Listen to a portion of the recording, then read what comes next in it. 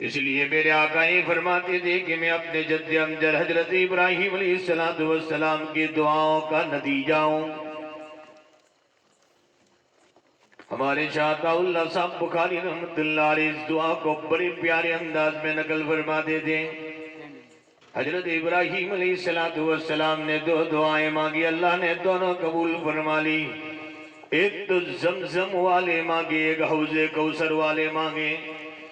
زمزم والے حضرت اسماعیل علیہ السلام بھی عطا فرما دی، اور حوض کوثر والے محمد رسول اللہ صلی اللہ علیہ وسلم بھی اللہ نے عطا فرما دیے۔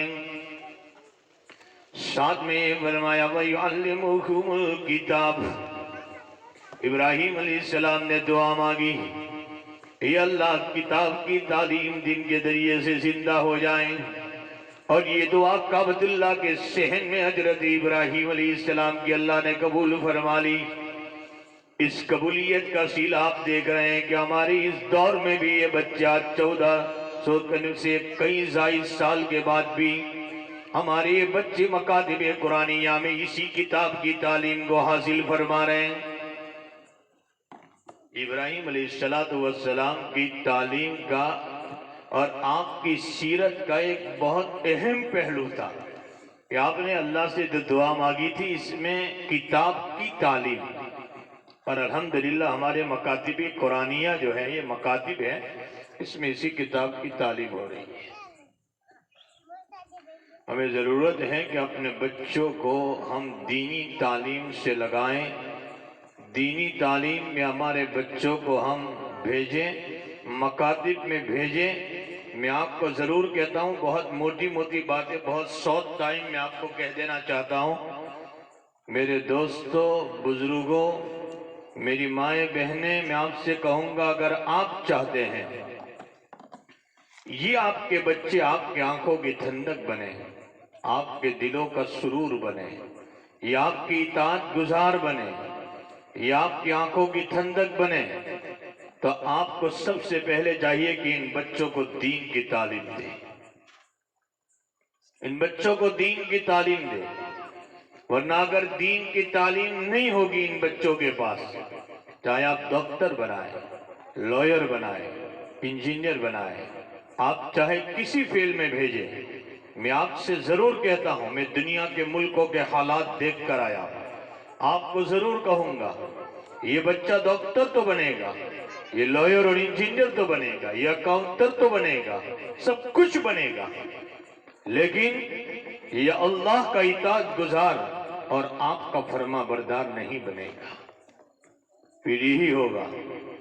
ہمارے حضرت گنگوہی رحمت اللہ علیہ نے نقل فرمایا، میں ایک جنازہ پڑھانے کے لیے گیا، میں نے جنازہ کی نماز پڑھائی، ایک جوان جو تھا ایک طرف کھڑا ہے، سارے لوگ جنازے کی نماز پڑھ رہے ہیں، یہ جوان ایسا رو رہا ہے جیسے اس کی دنیا لوٹ چکی ہو۔ میں نہیں جانتا کہ یہ جوان کون ہے، میں نے نماز پڑھا دی جنازے کی، اور اس کے بعد جنازے کی نماز پڑھا کر میں نے ہاتھ رکھا اس جوان پر، بیٹے تو آج اتنا رو رہا ہے۔ فرمایا حضرت یہ مرنے والے جن کے آپ نے نماز پڑھائی یہ کون ہے؟ کہا نہیں جانتا، یہ میرے والد ہیں، آپ نے میرے والد کی جنازے کی نماز پڑھائی، لیکن افسوس ہے کہ آج میں جنازے کی نماز میں میرے باپ کی شریک نہیں ہو سکا۔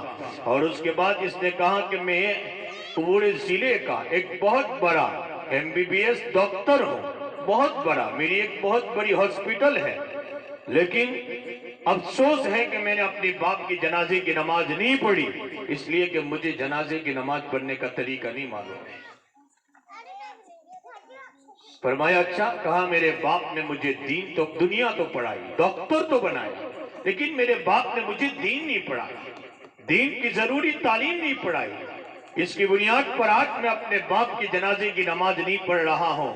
تو میں آپ سے ضرور کہوں گا کہ آپ دنیا پڑھائیں، ہم نہ نہیں کہتے، لیکن آپ اپنے بچے کو پہلے مسلمان تو بنائیں، اور یہ بنیں کہ مسلمان ان مکاتب قرآنیہ کی تعلیم میں، ان مکتبوں سے سب سے پہلے ہمارے ان بچوں کے عقائد درست کیے جاتے ہیں، ان کے عقائد درست کیے جاتے ہیں، ان کو قرآن پڑھنا سکھایا جا رہا ہے، ان کو احکام کی تعلیم دی جا رہی ہے، ان کو اخلاق سکھائے جا رہے ہیں انہی مکاتب قرآنیہ میں۔ کیا آپ نہیں چاہتے کہ آپ کا بچہ اخلاقی بنے، آپ کا بچہ آپ کا رسپیکٹ کرے، آپ کا بچہ آپ کا احترام کرے، آپ کا بچہ بڑوں کا احترام کرے، چھوٹوں پر شفقت کرے؟ کیا آپ نہیں چاہتے؟ اور یہ چاہتے ہیں تو ہماری ان مکاتب میں جیسے بچوں کو قرآن کی تعلیم دی جاتی ہے، عقائد کی تعلیم دی جاتی ہے، ساتھ ساتھ یہ تعلیم بھی دی جاتی ہے کہ آپ بڑوں کا اکرام کیسے کریں گے، آپ چھوٹوں پر شفقت کیسے کریں گے، آپ پڑوسیوں کا حق کیسے ادا کریں گے، چاہے آپ کے پڑوس میں رہنے والا مسلمان ہو یا تو غیر مسلمان ہو، آپ سے اس سے کوئی تعلق نہیں۔ میرے آقا نے فرمایا ہے آپ کے پڑوس میں رہنے والا چاہے کسی بھی مذہب سے تعلق رکھنے والا ہو، لیکن میرے نبی نے فرمایا ہے واللہ لا یؤمن، واللہ لا یؤمن، وہ آدمی مومن نہیں ہو سکتا ہے جو اپنے پڑوسی کے حقوق ادا نہ کرے۔ یہ ان مکاتب میں ان کو سکھایا جا رہا ہے، یہ ان مکاتب میں سکھایا جا رہا ہے۔ یہ مکاتب میں اونچ نیچ نہیں سکھایا جاتا، مکاتب میں مذہبوں کی نفرتیں نہیں سکھائی جا رہی، بلکہ میں آپ سے کہوں گا اور میں دنیا کی قوموں سے بھی آج اس بات کو کہتا ہوں کہ ہماری ان مکاتب میں شانتی کا پیغام دیا جاتا ہے، ہماری ان مکاتب میں محبتوں کا پیغام دیا جاتا ہے، ہماری ان مکاتب میں دیش پریم کا، دیش سے محبت کیسے کی جاوے، دیش سے پریم کیسے کیا جاوے، یہ ہمارے مکاتب میں یہ شانتی کا پیغام دیا جاتا ہے، دیش کی محبت کا پیغام دیا جاتا ہے، دیش واسیوں سے محبت کا پیغام دیا جاتا ہے۔ یہاں دہشت گردی نہیں سکھائی جاتی، ہماری ان مکاتب میں محبتیں سکھائی جاتی ہیں۔ اللہ کے حبیب علیہ السلام ایک مرتبہ بیٹھے تھے، میرے آقا بیٹھے تھے، آقا کی تعلیم یہ تھی محبتوں کے ساتھ دنیا میں زندگی گزاری جاوے، اخلاق کے ساتھ دنیا میں زندگی گزاری جاوے۔ یہ میرے اور آپ کے آقا محمد الرسول اللہ صلی اللہ علیہ وسلم کی تعلیم تھی۔ میرے نبی بیٹھے ہیں اور ایک عورت گزر رہی تھی، یہاں تک کہ اللہ کے نبی علیہ السلام نے دیکھا اس کا بچہ گم ہو گیا تھا، یہ دوڑ رہی تھی، اس طرف دوڑ رہی تھی، اس طرف دوڑ رہی تھی، چاروں طرف دوڑ رہی ہے، یہاں تک کہ دوڑتے دوڑتے اس کا دوپٹہ اور اس کی چادر اپنے بدن سے گر چکی تھی۔ نہ معلوم اس عورت کو اپنے بچے کی تلاش میں یہ پتہ نہیں تھا میری چادر کہاں چلی گئی۔ میرے اور آپ کے آقا محمد رسول اللہ صلی اللہ علیہ وسلم نے اپنی چادر اپنے بدن سے نکالی اور اللہ کے نبی علیہ السلام فرماتے ہیں صحابہ کو یہ چادر اس عورت کو پہنا دو اور اس کا بدن چھپا دو۔ اس کا بدن چھپانے کے لیے آپ نے چادر دے دی۔ ایک صحابی نے یہ زبان سے نکل گیا اللہ کے حبیب یہ کوئی مسلمان کی بیٹی نہیں ہے، یہ تو نان مسلم کی بیٹی ہے۔ سنو میرے آقا کا پیغام، کیسا پیغام اس امت کو لے کر گئے ہیں، نفرتوں کا پیغام دے کر نہیں گئے ہیں، بغض و عداوت کا پیغام دے کر نہیں گئے۔ میرے نبی نے فرمایا چاہے کسی بھی مذہب کی بیٹی ہو میری امت کی تو بیٹی ہے، فرمایا اگر میری بیٹی فاطمہ بغیر چادر کے نہیں رہ سکتی ہے میری امت کی بیٹی بھی بغیر چادر کے نہیں رہ سکتی۔ یہ پیغام دیا تھا میرے اور آپ کے نبی نے۔ ہمارے ان مکاتب میں یہ شانتی کا، یہ محبتوں کا، ان اخلاق کا ان بچوں کو پیغام دیا جاتا ہے، تو ہمیں چاہیے ہمارے ان بچوں کو مکاتب قرآنیہ میں بھیجے تاکہ یہ قرآن بھی پڑھے، تاکہ یہ قرآن پڑھے۔ اور جس قرآن کریم کو ان مکاتب میں پڑھایا جاتا ہے ان بچوں کو کہ اس قرآن کی کوئی مثال ہے، کیسا قرآن ہے جس کی فضیلت بیان کرتے ہوئے گھنٹے نکل جاوے لیکن اس قرآن کا حق فضیلت کا کوئی ادا نہیں کر سکتا، کوئی حق ادا نہیں کر سکتا۔ جس قرآن کے باب میں جس کو محبت کی نگاہ سے دیکھ لو گے، میں کہتا ہوں آپ سے اگر جن لوگوں نے قرآن بڑی عمر ہو گئی قرآن نہیں سیکھا، میں آپ سے ضرور کہوں گا اس قرآن کو محبت کی نگاہ سے دیکھو، اس کو سیکھو اس عمر میں بھی، اللہ اس عمر کا آپ کا سیکھنا بھی ضائع نہیں فرمائے گا۔ جیسے ہمارے بچے پڑھ رہے ہیں، ہمارے حضرت مدنی رحمت اللہ علیہ فرماتے ہیں ایک آدمی کا ہمارے شہر میں انتقال ہوا، بعض مرتبہ اللہ ایسے واقعات بتلاتے ہیں میری اور آپ کی عبرت کے لیے۔ فرمایا ایک آدمی کا انتقال ہوا، اس کا جنازہ اس کو دفن کر دیا گیا، کچھ دنوں کے بعد اس کی قبر کا پتہ نہیں تھا، کہیں کچھ کام کرتے کرتے قبر کھل گئی، یہاں تک کہ بعض لوگوں نے دیکھ لیا کہ اس کی قبر جو ہے روضۃ من ریاض الجنہ، گویا ایک جنت کا باغیچہ بنی ہوئی ہے اس کی قبر۔ لوگ حیران ہو گئے، یہ بوڑھے میاں کا کیا عمل تھا، اس کی قبر جنت کا باغیچہ بنی ہوئی ہے۔ یہاں تک کہ گھر پہ گئے، اس کے بچوں کو بتلایا کہ تیرے باپ کا کوئی عمل ہے؟ فرمایا مجھے تو نہیں معلوم۔ اچھا، فرمایا کہ تمہاری اماں سے پوچھو کہ تمہارے شوہر کا کوئی ایسا عمل تھا؟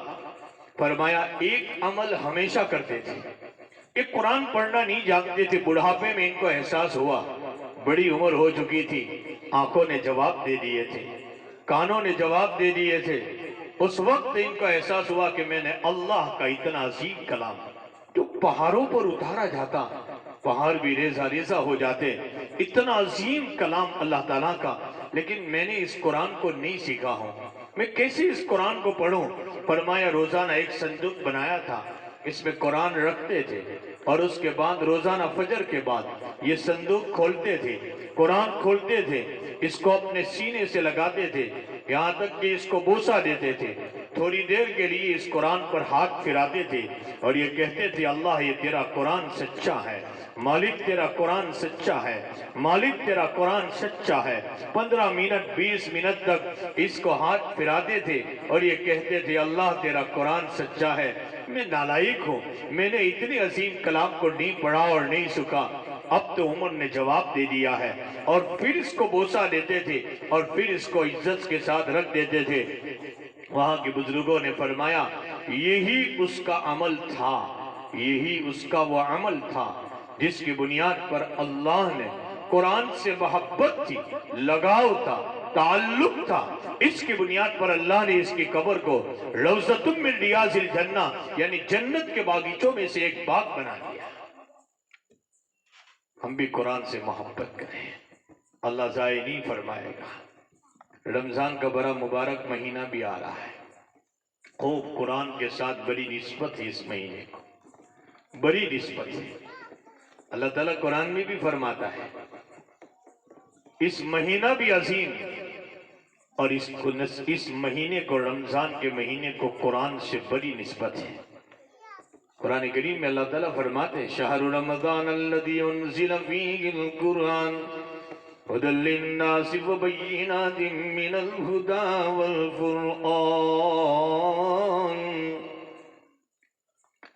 کہیں تو قرآن کریم میں اللہ فرماتے ہیں انزلناہ فی لیلۃ القدر، ہم نے اس قرآن کو رمضان کے مہینے میں، اور کہیں تو فرماتے ہم نے رمضان کے آخری عشرے میں لیلۃ القدر میں اس قرآن کو اتارا ہے۔ ساری آسمانی کتابیں رمضان میں آئی، اللہ نے قریب میں رمضان آ رہی ہے۔ میرے آقا رجب سے دعا کرتے تھے اللہم بارک لنا فی رجب و شعبان و بلغنا رمضان، رجب سے اس کی دعا کرتے تھے اللہ رمضان تک مجھے پہنچا دینا۔ قریب 15 دنوں میں 17 دنوں میں رمضان آ رہا ہے، ہمیں اللہ قدردانی کی توفیق، ایک ایک گھڑی کی قدر کرے، خوب قرآن کی تلاوت کریں، خوب اللہ کے پاس رجوع کریں، مانگے اپنے لیے، اپنے اولادوں کے لیے، پوری امت کے لیے مانگے، آپ اللہ ضائع نہیں کرے گا مانگنا۔ وہ مبارک راتیں ہیں، قرآن کی تلاوت کی جاوے۔ اللہ تعالیٰ نے اسی مہینے میں قرآن اتارا، توریت بھی اسی مہینے میں، رمضان ہی کے مہینے میں توریت بھی اللہ نے اتاری ہے۔ 6 رمضان کو توریت اتاری، 12 رمضان کو اللہ تعالیٰ نے زبور اتاری، 12 یا 18 دو قول ہے، اور انجیل اتاری 12 یا 13 رمضان کو، اور حضرت ابراہیم علیہ السلام کے صحائف پہلی اور تیسری رمضان کو اتارے، یعنی ساری آسمانی کتابیں جو ہے وہ رمضان میں اتری ہے۔ اور اس سے بھی زیادہ بڑی مناسبت، جب قرآن اترا تو رمضان میں ہے، لیکن 23 سالہ وہ رمضان میں اترا ہے لوح محفوظ سے سمائے دنیا پر، لیکن سمائے دنیا پر محمد رسول اللہ کے قلب اطہر پر 23 سالہ زندگی میں اترا، لیکن ہر رمضان میں اللہ کے حبیب حضرت جبرائیل کو قرآن سناتے تھے اور جبرائیل محمد رسول اللہ کو قرآن سناتے تھے، یعنی نبی اور جبرائیل قرآن کا دور کرتے تھے رمضان میں۔ ہمارے اکابر کے باب میں آتا ہے حضرت شیخ زکریا صاحب رحمۃ اللہ علیہ پورے رمضان میں روزانہ ایک قرآن کریم کی تلاوت کرتے تھے۔ ہمیں بھی چاہیے بھئی، رمضان کا مہینہ ایسا ہے، ہمارے حضرت مولانا احمد اللہ صاحب یہ فرماتے تھے کہ اگر یہ اعلان کر دیا جاوے ابھی کہ بھائی جو بھی چیز آپ کی پیتل کی ہے یا تو لوہے کی ہے، اگر آج رات کوئی بھی اس کو لے کر آئے گا ہماری دکان پر، سونے کے بھاؤ سے اس کا بھاؤ دیا جائے گا۔ لوگ اپنے گھروں کے دیوار، دروازے، کیوار، کھیلیاں، سکیل سب اٹھا کر لے جائیں گے اور دے کر آئیں گے کہ آج بھاؤ بڑھ چکا ہے کہ بھائی آج پیتل کو اور لوہے کو سونے کے بھاؤ سے آج دیا جا رہا ہے۔ میرے بھائیوں اور بزرگوں، رمضان کے مبارک مہینے میں اللہ کی طرف سے یہی اعلان ہو رہا ہے، کاش کہ اللہ دنیا کے پیچھے جیسے ہم لالچوں میں دوڑ رہے ہیں، آخرت کے پیچھے بھی دوڑنے والا بنائے۔ اللہ نے ایک فرض کا ثواب 70 یعنی 70 فرض کے برابر قرار دیا، ایک نفل کا بڑا اللہ تعالیٰ نے فرض کے برابر قرار دیا، اور پھر بھی رمضان کے اتنے مبارک مہینے میں ہم غفلت کے ساتھ گزار دیتے ہیں۔ میں آپ سب سے کہوں گا نیت کر کے اٹھے، رمضان کے مہینے میں یہ قرآن جو اترا ہے، اللہ جس قرآن کو ہماری مکاتب میں پڑھایا جاتا ہے، ہم رمضان کی قدر کریں، اس قرآن کی تلاوت کریں، رمضان میں روزے رکھیں، تراویح کا اہتمام کریں اور خوب دعاؤں کا رمضان المبارک میں بھی اہتمام کریں۔ یہ مبارک ایام اور گھڑیاں 2-4 دن ہی سے شروع ہو رہی ہے سمجھو، یعنی شب برات آ رہی ہے اور اس کے بعد سے اللہ کے نبی شعبان ہی سے رمضان کی تیاریاں شروع کرتے تھے، کثرت سے شعبان میں روزے رکھتے تھے تاکہ رمضان کی تیاری پہلے سے کریں۔ تو یہ قرآن جو ہماری مکاتب میں پڑھایا جاتا ہے، پہلی بات تو آپ سے کہوں گا کہ اس قرآن کریم کی ہم قدر کریں، پڑھیں، ہمارے بچوں کو اس کی تعلیم دیں، ہماری ان بچوں کو اس مکاتب میں پابندی کے ساتھ بھیجیں اور احترام کے ساتھ، اس لیے کہ اگر یہ بچہ مکتب میں پڑھ لے گا، دنیا کے کسی کونے میں بھیج دو، مکتب پڑھا ہوا ہوگا، یہ دنیا کی کسی جگہ پر جا کر شاید گناہوں کے بھون میں تو پھنس سکتا ہے، لیکن یہ بچہ ایمان کا سودا کبھی نہیں کرے اگر مکتب میں پڑھا ہوا ہے۔ جیسے ابھی آپ نے ہمارے کئی طلباء اور طالبات نے نماز کے باب میں آپ کو بتلایا، یہ مکاتب میں سکھایا جا رہا ہے نماز کتنی اہم ہے، آپ کو بتلایا۔ ابھی ہماری بچی اور بچیاں نماز کے باب میں آپ کے سامنے تقریر کر رہی تھی، میں اس وقت دل میں دعا کر رہا تھا، اللہ ہمارے ان بچوں اور بچیوں میں، ہمارے جوانوں میں، بوڑھوں میں، عورتوں میں، مردوں میں نماز کی اہمیت داخل کر دے، اتنی اہم چیز ہے۔ سکون چاہیے آدمی کو، 2 رکعت نماز پڑھ لے گا اللہ سکون دے دیتا ہے، سکون دے دیتا ہے، اور آدمی کے تمام مسائل کا حل اللہ نے نماز میں رکھا ہے، تمام مسائل کا حل۔ اس یہ اہمیت جو ہے نماز کی ہمارے، اور نماز سکھایا بھی جاتا ہے ہمارے ان مکتبوں میں۔ جس نے مکتب نہیں پڑھا، 40 سال کی عمر ہے، نماز پڑھنے کا طریقہ نہیں معلوم کہ مکتب میں پڑھا نہیں، یہ نماز مکتبوں میں سکھائی جا رہی ہے، مدرسوں میں سکھائی جا رہی ہے۔ تو ہمارے تمام مسائل کا حل اللہ نے نماز میں رکھا ہے۔ ابھی میں نے ہماری ایک بچی تقریر کر رہی تھی، میں وضو کرتے کرتے سن رہا تھا، بچی یا بچہ، کہ آپ نے غور سے سنا کہ زمین پر ایک عورت کا تیل گر چکا۔ یہ عورت حضرت عمر کے پاس آئی رضی اللہ تعالیٰ، امیر المومنین تھے، حضرت یہ زمین میں تیل گر چکا ہے، آپ دیئے، کہاں کہ لے لیجئے یہاں سے، ہمارے جو بیت المال ہے اس میں سے لے لیجئے۔ کہا نہیں، مجھے وہاں سے تیل نہیں چاہیے، میرا وہی تیل چاہیے جو زمین میں گرا۔ یہ بھی ایک بچہ، یہ بچے تقریر کر رہی تھی، وہی تیل چاہیے جو میرا زمین پر گرا ہے۔ آپ امیر المومنین کیسے بنے؟ حضرت عمر رضی اللہ تعالیٰ عنہ نے ایک رکا بھیج دیا، ایک خط بھیج دیا، ایک چٹھی بھیج دی لکھ کر، جاؤ اس زمین پر ڈال دو۔ جب زمین پر یہ چٹھی ڈالی تو تیل زمین نے نکالا اور اس عورت نے اپنے برتن میں واپس وہ تیل بھر لیا۔ سنا نہیں آپ نے؟ اس چٹھی میں کیا لکھا ہوا تھا؟ اس چٹھی میں لکھا ہوا تھا उस चिट्ठी में लिखा हुआ था कि अगर तू इस औरत को टेल नहीं देगी तो मैं तेरी इस पुश्त के ऊपर बेनमाजी को दफन कर दूंगा। जमीन भी नहीं चाहती कि बेनमाजी मेरे ऊपर दफन हो। अंदाजा लगाए बकौल हजरत शेख अब्दुल कादिर जिलानी रहमतुल्लाह अलैह, जब हालात पैदा हो गए, दुनिया करवतें ले रही, अल्लाह ताला ने वो जिलान में शेख अब्दुल कादिर जिलानी रहमतुल्लाह अलैह को पैदा फरमाया। और कैसा जिलान में पैदा हुआ, मेरी माँ बहनों से भी कहूंगा, वलियों का दरवाजा बंद नहीं हुआ, नबियों का सिलसिला बंद हो चुका है। नबियों का सिलसिला। क्यों हमारे बच्चों की हम ऐसी तरबियत नहीं करते? माँ, ये बच्चे का सबसे पहला मदरसा है, सबसे पहला मदरसा है। ये बच्चे सबसे पहले वहीं से तालीम याफ्ता और तरबियत याफ्ता होते हैं। मेरी माँ बहनों से कहूंगा, एक जमाना था घर घर से जो वली कुतुब और अब्दाल पैदा हुए, मर्दों से ज्यादा मेहनतें औरतों की थी। इसमें औरतों की तरबियत थी, औरतों की मेहनतें थी। शेख अब्दुल कादिर जिलानी उस मकाम पर पहुंचे हैं वलीयत और कुतुबियत के, लेकिन एक माँ की मेहनतों का सिला था। बाप का सहारा तो बचपन ही से चला गया, बचपन ही से चला गया था बाप का सहारा।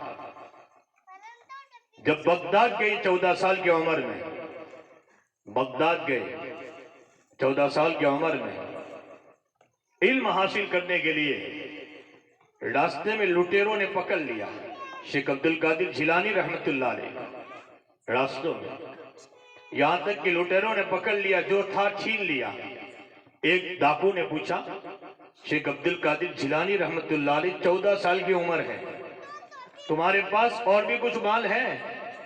जो उनकी वालिदा ने आस्तीन में, बाई में आस्तीन में सी दिया था। फरमाया हाँ, और 40 दीनार है, 40 अशरफी है, माफ करना 40 अशरफी। फरमाया वो कहाँ है? कहा मेरी माँ ने आस्तीन में सी दी है। उस डाकू ने कहा, अब्दुल कादिर, अगर आप न बतलाते तो हमें तो पता नहीं था कि आपके आस्तीन में भी तुम्हारी माँ ने अशरफी सी कर दी है। शेख अब्दुल कादिर जिलानी का जुमला सुनो। मेरी माँ बहनों से भी कहूंगा, इन बच्चों की ऐसी तरबियत फरमाएं कि ये जमाने के अब्दुल कादिर बनेंगे, ये जमाने के ख्वाजा बख्तियार काकी बनेंगे, ये जमाने के इमाम गिजारी बनेंगे, ये जमाने के हजरत मदनी और हजरत नानोतवी बनेंगे। लेकिन आप तरबियत करें इनकी, आप ऐसे ये जमाने के ख्वाजा मोइनुद्दीन चिश्ती अजमरी बनेंगे, ये जमाने के ख्वाजा निजामुद्दीन औलिया बनेंगे। लेकिन आप तरबियत तो करें। वलीयत का सिलसिला अल्लाह ने बंद नहीं कर दिया।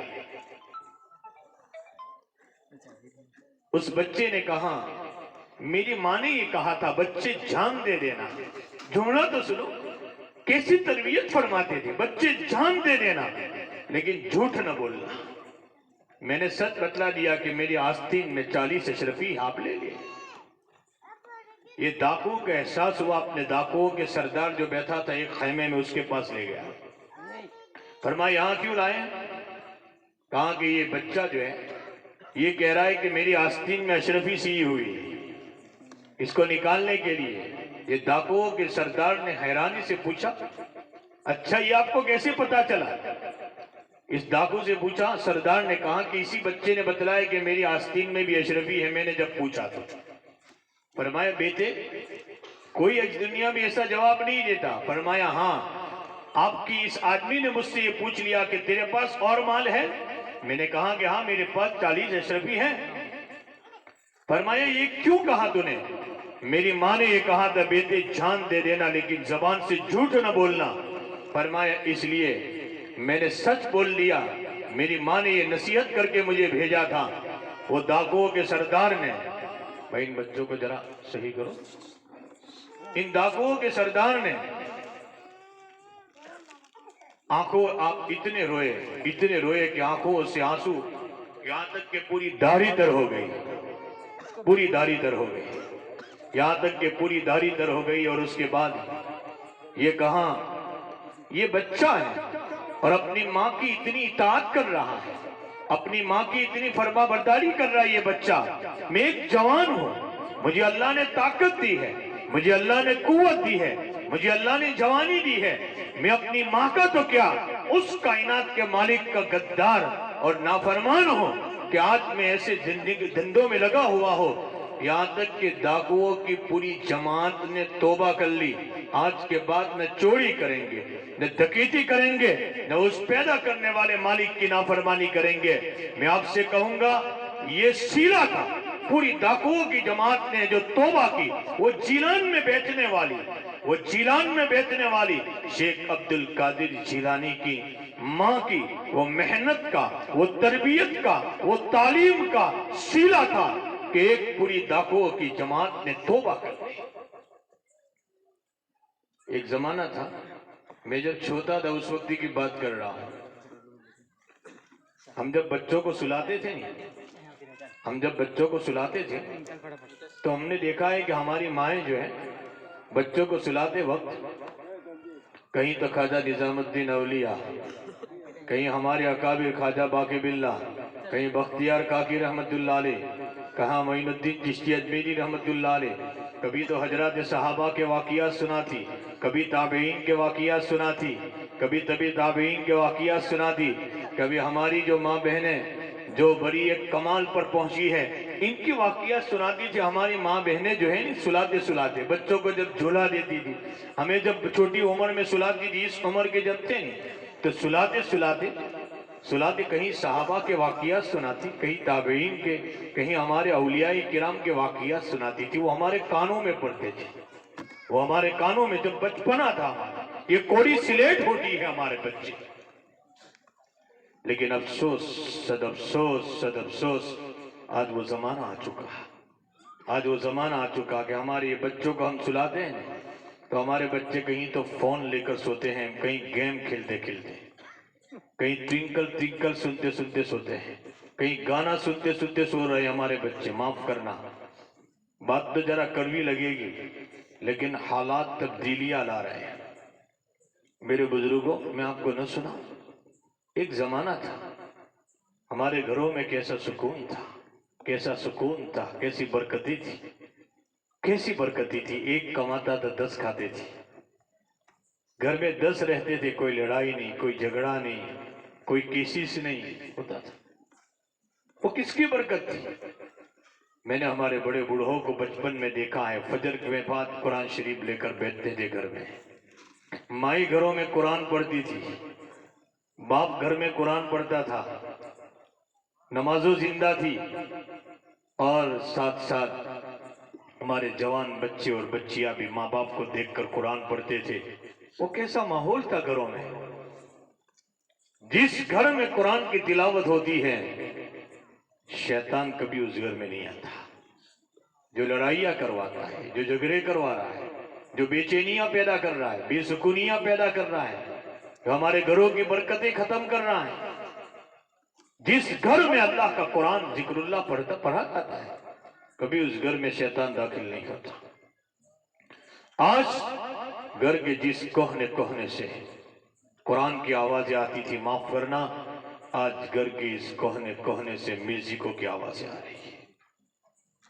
اتنی تبدیلی ہے. ان اللہ لا یغیر ما بقوم حتی یغیروا ما بانفسہم. اللہ کسی قوم کی حالت نہیں بدلتا یہاں تک کہ قوم اپنی حالت کو خود بدل ڈالتی ہے. اللہ نہیں بدلتا ہماری حالت, ہم نے خود اپنی حالت بدل ڈالی ہے. تو میں سنا رہا تھا شیخ عبد القادر, ایک تو قرآن کی تلاوت چلی گئی, ساتھ ہمارے گھروں سے نمازیں چلی گئی. شیخ عبد القادر جیلانی رحمت اللہ علیہ کا قول سنا رہا تھا. ایک صاحب آئے اور یہ کہنے لگے کہ حضرت میرے گھر میں اتنا کماتا ہوں لیکن میرے گھر میں برکت نہیں ہے. میں کماتا ہوں لیکن میرے گھر میں برکت نہیں ہے. شیخ عبد القادر جیلانی رحمت اللہ علیہ نے فرمایا تیرا گھر بدلا. گھر دیکھ کر یہ کہا کہ کسی بے نمازی کی نظر تیرے گھر پر پڑی ہے, کسی بے نمازی کی نظر تیرے گھر پر پڑی ہے. اب اندازہ لگائے کہ جس بے نمازی کی نظر گھر پر پڑتی ہے اور اللہ برکتوں کو ختم کرتا ہے. شیخ عبد القادر جیلانی کا آگے کا جملہ فرمایا جس گھر میں بے نمازی ہوتا ہے اس کی نحوست 40 گھروں تک چلتی ہے. 40 گھروں تک. تو جس گھر میں بے نمازی ہوگا اس گھر میں کتنی نحوست ہوگی. میرے بزرگوں دوستوں، میں ابھی کہہ رہا تھا مجھے موٹی موٹی باتیں سنانی تھی، میں اپنی بات کو قریب الختم لے جاؤں. پہلی بات تو ہم قرآن سے اپنے آپ کو بھی لگائیں، محبتیں کریں. اپنے بچوں کو بھی ہم قرآن سنائیں، پڑھائیں قرآن اپنے بچوں کو. اپنے گھروں میں قرآن کی تلاوت اور نمازوں کو زندہ کریں. اگر سکون چاہتے ہو، اگر چین چاہتے ہو، اگر برکتیں چاہتے ہو، میں آپ سے ضرور کہوں گا. اور ساتھ ساتھ مغربی تہذیب سے جیسے ہماری کئی بچیوں نے بات سنائی، اس پر 2-5 منٹ کہہ دیتا ہوں.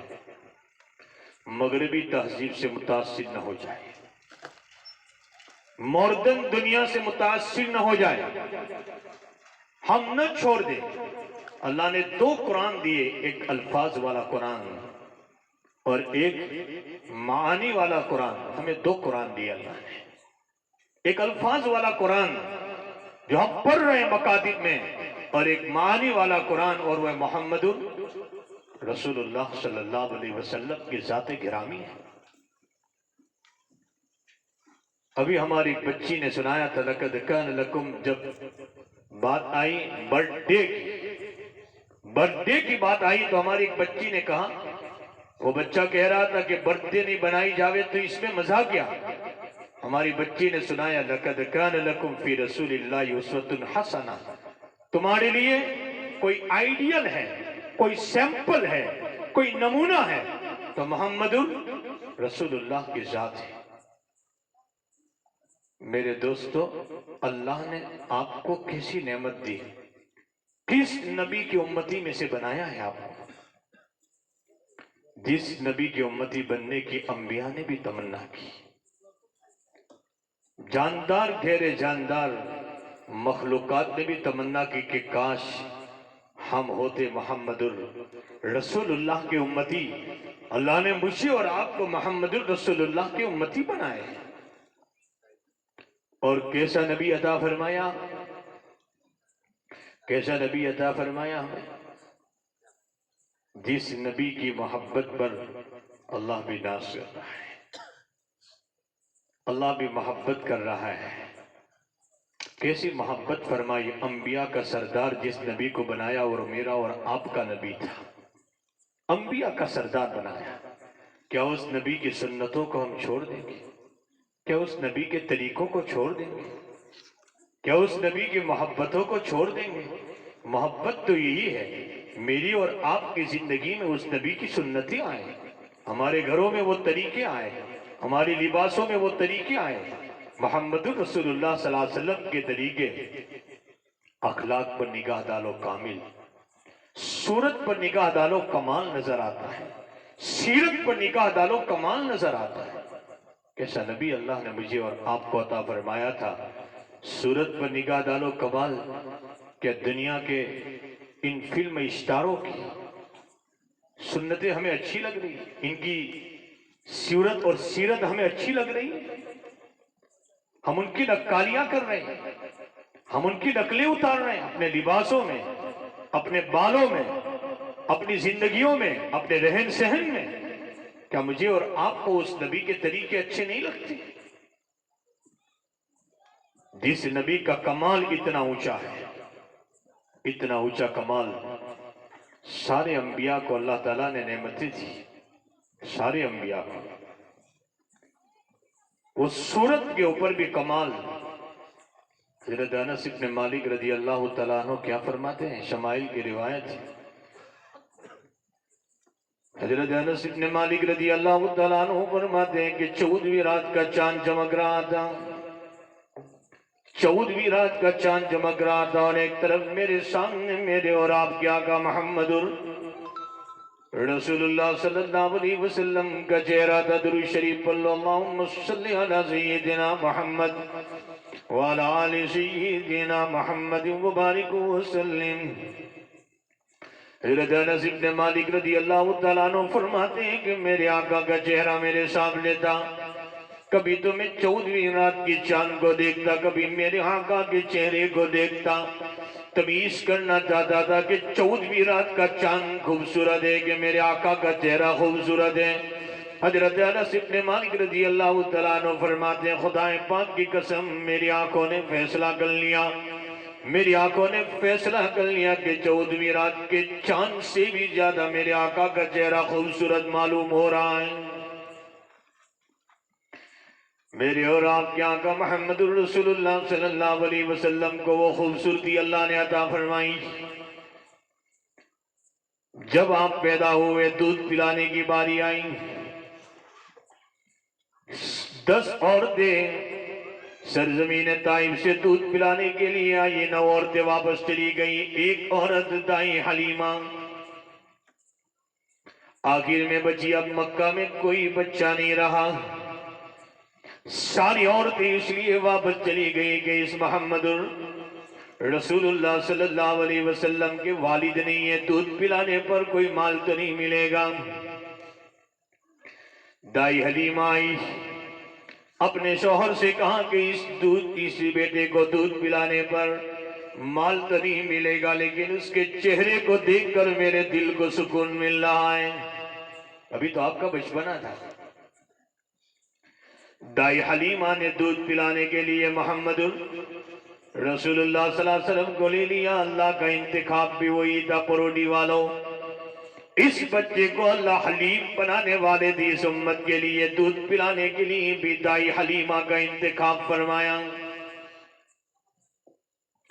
دائی حلیمہ کہہ رہی ہے آپ کی خوبصورتی کو دیکھ کر بی بی آمینہ، میں نے بچے تو بہت دیکھے لیکن آج تک اتنا خوبصورت بچہ میں نے نہیں دیکھا۔ بی بی آمینہ نے فرمایا کہ تم تو دیہات میں گاؤں میں زندگی گزار رہی ہیں، میں نے تو مکہ شہر میں بھی زندگی گزاری، مدینے شہر میں بھی زندگی گزاری، بچے تو میں نے شہروں میں بہت دیکھے لیکن آج تک اتنا خوبصورت بچہ میں نے کسی شہر میں نہیں دیکھا۔ پرودی والوں، دادا عبد المطلب بھی وہاں موجود تھے۔ دادا عبد المطلب نے فرمایا کہ کوئی گاؤں کی بات کر رہا ہے، کوئی شہر کی بات کر رہا ہے، میں نے تو ملک ہاں ملک کے سفر کیے، میں نے بچے بہت دیکھے لیکن آج تک اتنا خوبصورت بچہ میں نے کسی ملک میں بھی نہیں دیکھا۔ کاش کہ اس موقع پر جبرائیل امین ہوتے تو آگے کا جملہ بھی کہہ دیتے، کاش اس موقع پر جبرائیل امین ہوتے تو آگے کا جملہ بھی کہہ دیتے۔ کوئی گاؤں کی بات کر رہا ہے، کوئی شہر کی بات کر رہا ہے، کوئی ملک کی بات کر رہا ہے، جبرائیل امین ہوتے تو یہ کہہ دیتے میں نے کائنات میں اتنا خوبصورت بچہ آج تک نہیں دیکھا ہے۔ جب نعمتوں کی باری آئی، آخری بات سنا دو اور ایک، حضرت آدم علیہ السلام کو اللہ نے انابت عطا فرمائی، حضرت نوح علیہ السلام کو ولولہ تبلیغ عطا فرمایا، حضرت ابراہیم علیہ السلام کو جوش توحید عطا فرمایا، حضرت یعقوب علیہ السلام کو گریہ ازاری عطا فرمائی، حضرت یوسف علیہ السلام کو حسن عطا فرمایا، حضرت یحییٰ علیہ السلام کو وقار عطا فرمایا، حضرت موسیٰ علیہ السلام کو ہم کلامی عطا فرمائی۔ لیکن پرودی والوں، میرے اور آپ کے آقا کی باری آئی، محمد رسول اللہ صلی اللہ علیہ وسلم، میرے اور آپ کے آقا کی باری آئی، آسمانوں سے اعلان ہو رہا ہے مانگو کیا مانگتے ہو، مانگو کیا مانگتے ہو، آپ کے مانگنے میں تاخیر ہوگی، ہمارے دینے میں تاخیر نہیں ہوگی، آپ کے مانگنے میں تاخیر ہوگی، ہمارے دینے میں تاخیر نہیں ہوگی۔ وَلَسَوْفَ يُؤْتِيكَ رَبُّكَ فَتَرْضَىٰ، ہم اتنا دیں گے آپ کو، اتنا دیں گے کہ آپ راضی اور خوش ہو جائیں گے، ہم اتنا آپ کو دیں گے، آپ مانگیے۔ فرمایا آپ کا مقام تو اتنا اونچا ہے، اگر آپ بارش مانگنے کے لیے دونوں ہاتھ بھی اگر جمع کریں گے، آپ کے دونوں ہاتھ بارش کے لیے جمع نہیں ہوں گے، اس سے پہلے ہم آسمانوں میں بارش کے لیے بادلوں کو جمع کر دیں گے۔ آپ کا مقام تو اتنا اونچا ہے، اگر آپ چاند کی طرف بھی انگلی سے اشارہ کریں گے، آپ کے اشارے سے ہم چاند کے بھی 2 ٹکڑے فرما دیں گے۔ مقام آپ کا اتنا اونچا ہے، لیکن آپ کے مانگنے میں تاخیر ہوگی، ہمارے دینے میں تاخیر نہیں ہوگی۔ آپ مانگو، ہم اتنا دیں گے کہ آپ راضی ہو جائے۔ جب تک آپ راضی نہیں ہوں گے وہاں تک ہم دیتے جائیں گے۔ بہت باتیں ہیں لیکن وہ تو راتوں رات نکل جائے گی۔ مجھے جو کہنا تھا آپ کو کہ اس نبی کا امتی بنایا ہے، مجھے اور آپ کو اس نبی کا امتی۔ اور آج ہم دنیا کی قوموں کی چالوں میں نہ معلوم کس کہیں تو اینیورسری اور کہیں تو برتھ ڈے اور نہ معلوم کیسی طریقوں کو ہم اپنے گھروں میں لا رہے ہیں۔ میں آپ کو خاص طور پر کہوں گا، میں آپ سے توجہ کے ساتھ یہ بات کہوں گا، آپ توجہ فرمائیں۔ ہماری ان بچوں کا فیوچر نہ بگاڑے، ہماری ان بچوں کی زندگیاں نہ بگاڑے، ہمارے گھروں میں وہ طریقے نہ لائے جن طریقوں پر لعنتیں اتر رہی ہے، وہ طریقے نہ لائے ہمارے گھروں میں۔ خاص طور پر آپ سے کہتا ہوں، آپ اپنے گھروں میں اسلامی ماحول کو زندہ کریں، اسلامی ماحول جس میں قرآن پڑھنا پڑھانا ہو، نمازیں ہو، اخلاق ہو، ایک دوسرے کے حقوق کی ادائیگی ہو، بڑوں کی عظمت ہو، چھوٹوں پر شفقت ہو، محبتیں ہو، ماں باپ کی خدمت کریے۔ ماں باپ ان بچوں کی فیوچر تعلیم اور تربیت کا حق ادا کریں۔ اگر آج بھی یہ ماحول ہمارے گھروں میں زندہ ہوگا، میں آپ کو یقین کے ساتھ کہتا ہوں، آج پھر وہ سکون گھروں میں لوٹ آئے گا، آج پھر وہ چین ہمارے گھروں میں لوٹ آئے گا، آج پھر وہ برکتیں ہمارے گھروں میں لوٹ آئے گی۔ لیکن ہمیں ضرورت ہے، الا بذکر اللہ تطمئن القلوب، سنو، اللہ کی یاد سے دلوں کا اطمینان ملا کرتا ہے، اللہ کی یاد سے دلوں کا اطمینان ملا کرتا ہے۔ کیوں ہم اس قرآن سے پیچھے ہٹ گئے؟ کیوں ہم نبی کے طریقوں سے پیچھے ہو گئے، جنہوں نے اپنوں کو بھی معاف کیا، پرایوں کو بھی معاف کیا، اپنوں کو بھی گلے سے لگایا، پرایوں کو بھی گلے سے لگایا۔ اس نبی کے ہم امتی ہیں، اس نبی کے ہم امتی ہیں۔ اسلام میں دہشت گردی کبھی نہیں سکھائی آپ کسی کے گلے کو کاٹ دیں، کبھی نہیں سکھایا کہ آپ کسی کی بیٹی کی عزت لوٹ لیں، چاہے وہ کسی مذہب سے تعلق رکھنے والی ہو۔ اسلام نے کبھی نہیں سکھایا، شرم اسلام نے سکھائی۔ آج پردوں پر جو باتیں چل رہی ہیں، پردوں پر جو اشکالات ہو رہے ہیں، میں آپ سے ضرور کہوں گا، پردہ اس ملک کا، میں نہیں کہتا ہوں اسلام کا، اس ملک کا سیوا۔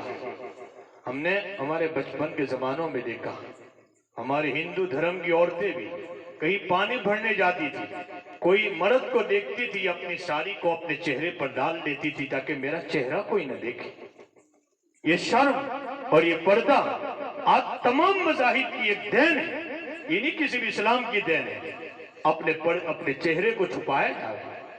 ہماری ہندو ماں بہنوں کو بھی ہم نے دیکھا ہے، جو شرم والی، یہ اپنے ساڑی کو یہ اپنے سر پر ڈال لیتی ہے اور چہرے پر ڈال لیتی ہے اجنبی کو دیکھ کر۔ یہ میں نے خود اپنے بچپن کے زمانے میں دیکھا ہے۔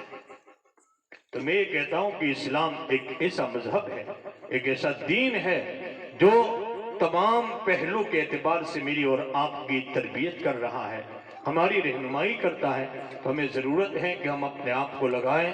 میں نے ابھی کہا، اگر سکون چاہتے ہو، چین چاہتے ہو، آؤ اس قرآن کی طرف، پڑھو اس قرآن کو، پڑھاؤ اپنے گھروں میں، تعلیم زندہ کرو اس قرآن کی۔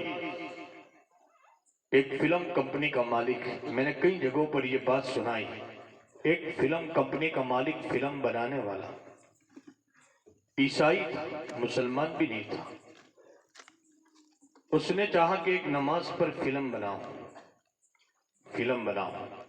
نماز پر جب فلم بنانے کا ارادہ کیا، ایک مل صاحب کو بلایا، آپ قرآن پڑھو، نماز پڑھاؤ۔ ایک صاحب کو بلایا، آپ اذان دو تاکہ میں نماز پر ایک فلم بناؤں۔ عیسائی تھا، امریکہ کا واقعہ ہے۔ یہاں تک کہ ایک صاحب نے اذان دی، ایک مل صاحب آئے، انہوں نے قرآن نماز میں پڑھا. کون سی آیتیں پڑھی؟ قرآن کریم میں اللہ کیا فرما رہے ہیں؟ طٰہَ مَا أَنزَلْنَا عَلَيْكَ الْقُرْآنَ لِتَشْقَىٰ إِلَّا تَذْكِرَةً لِمَن يَخْشَىٰ. ہم نے یہ قرآن اس لیے نہیں اتارا تاکہ آپ پریشانیاں اٹھائیں، تاکہ آپ تکلیفیں اٹھائیں. یہ تو ایک نصیحت نامہ ہے جو اس کائنات کے مالک سے ڈرنا چاہے جس نے ساری انسانیت کو پیدا فرمایا.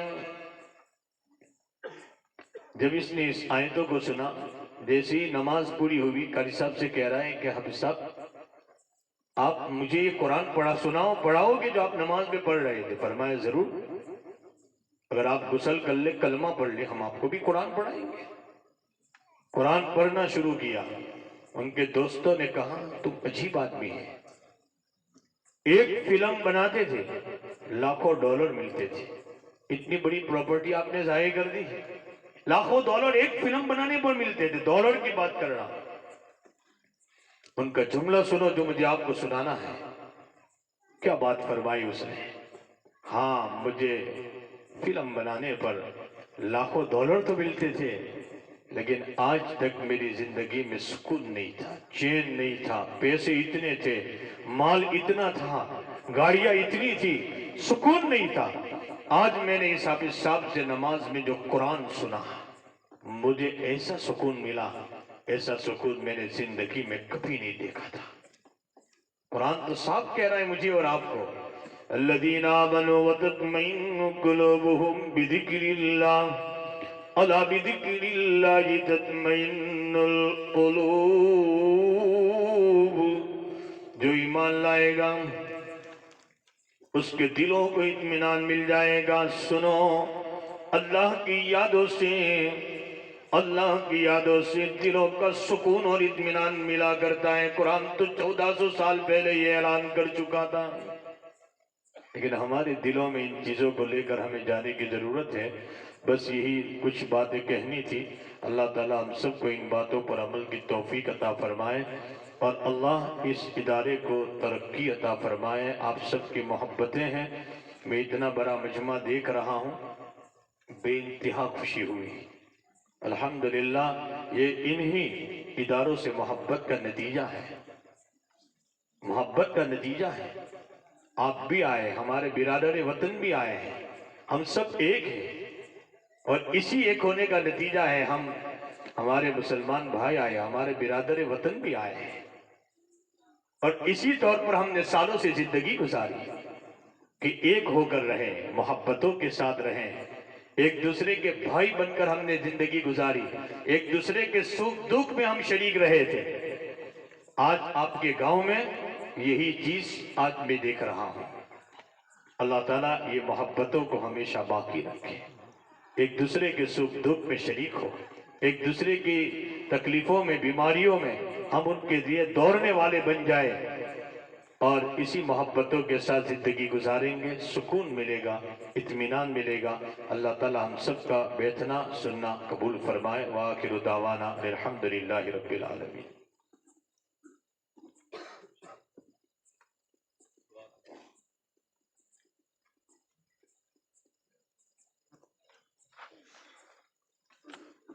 سبحانک اللہم بحمدک وتبارک اسمک وتعالی جدک ولا الہ غیرک.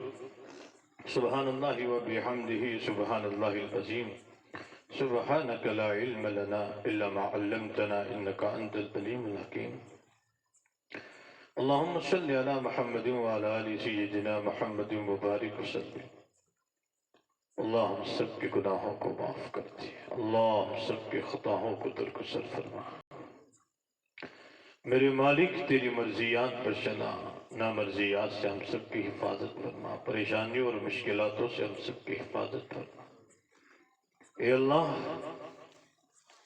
پریشانیوں اور مشکلاتوں سے ہم سب کی حفاظت فرما.